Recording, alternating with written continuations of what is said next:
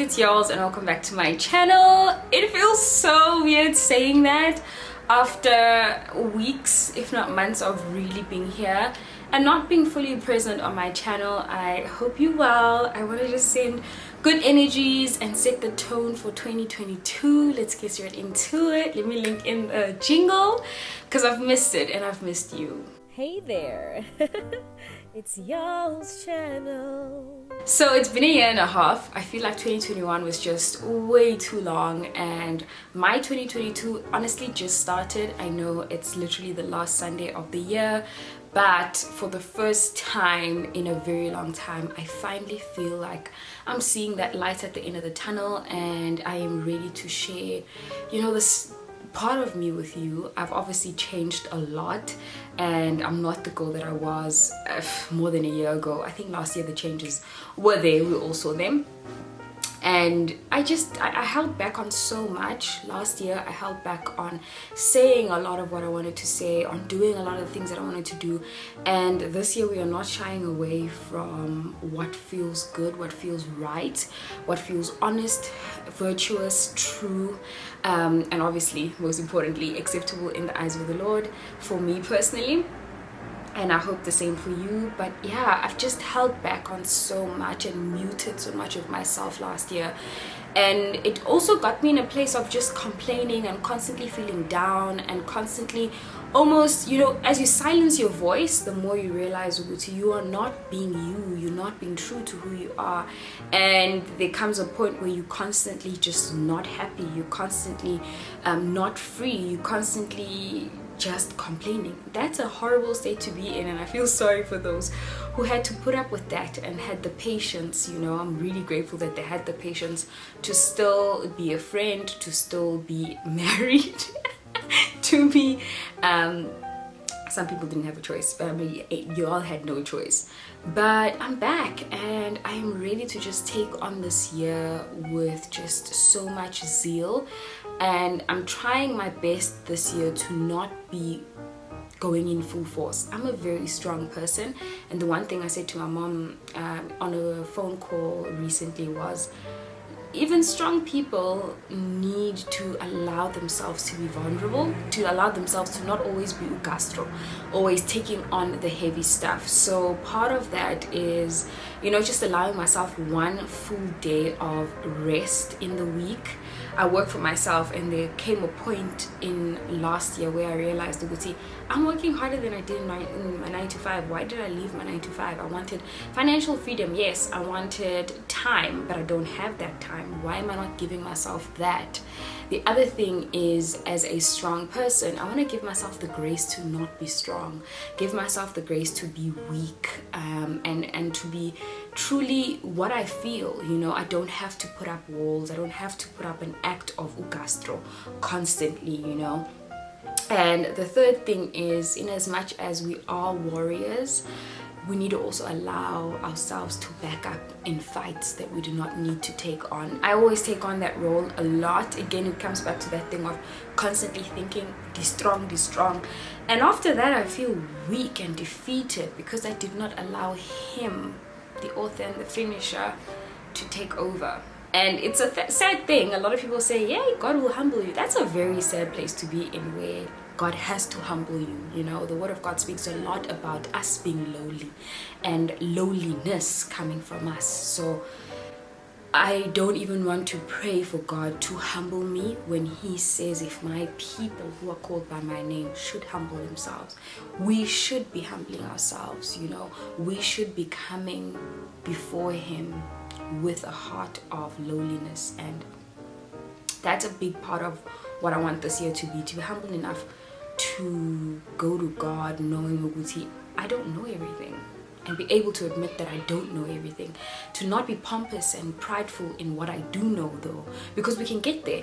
Part of why I do Sunday sit downs is not necessarily to be a voice of authority, but rather share my journey in its imperfected ways, my journey being flawed and just crooked at times, which is the truth. I'm not perfect, I've never been, but in my walk striving for God's perfection, in the way that he's purposed my life to be. So those are the big things that I really want to tackle this year. And then in the outside of the spiritual stuff, because in reality we live in this world, we don't want to be so heavenly minded that we ignore the fact that we walk on this earth, we live with people.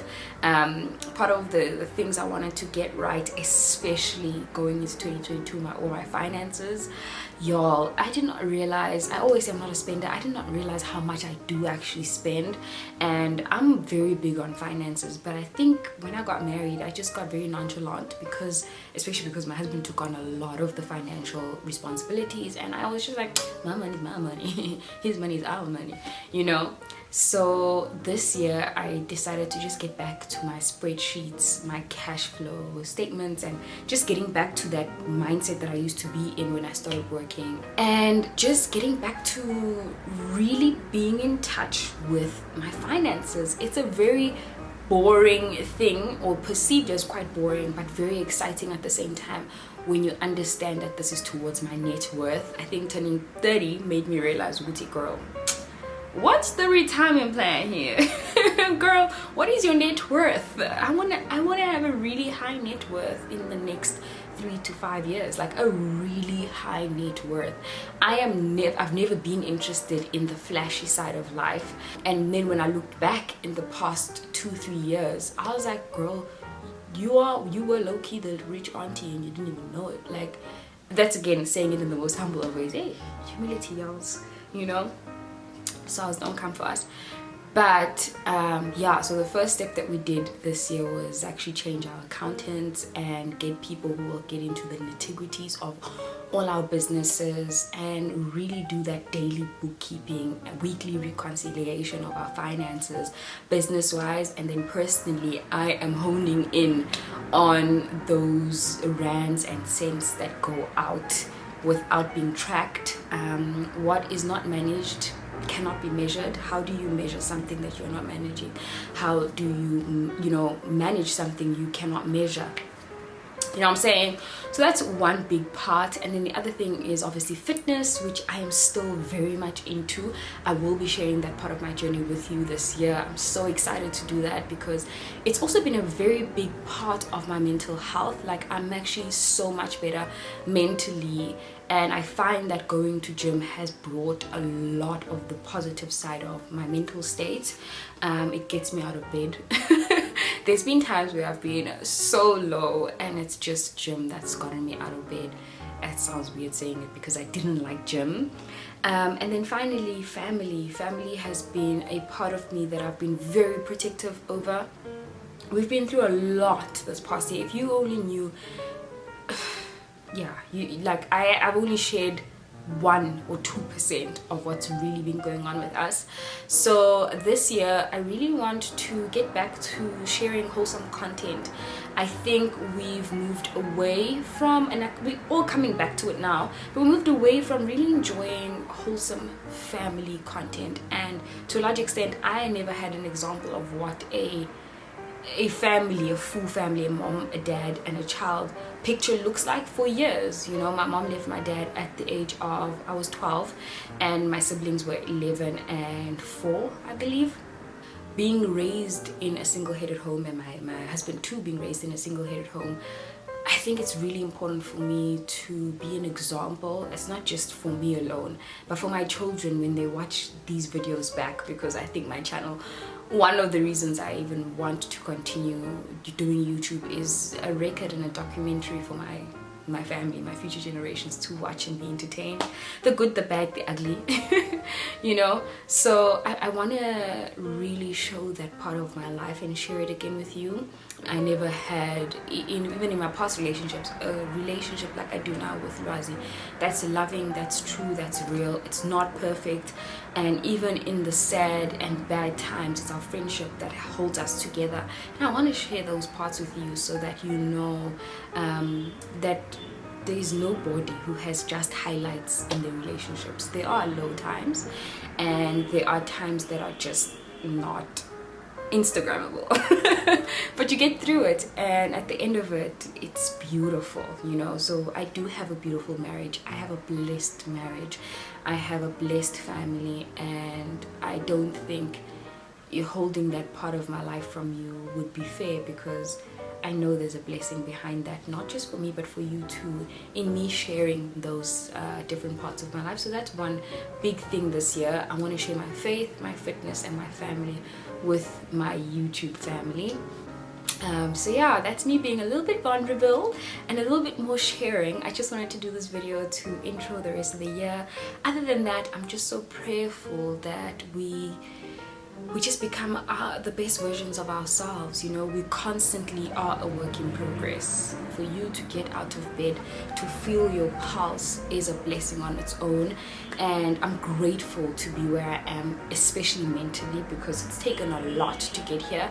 But I'm also really eager to learn what the Lord has, what the lesson is here, what the Lord has in store for me this year, and to always approach Him in the most humble of ways, as I've said, to be gentle and kind to everyone.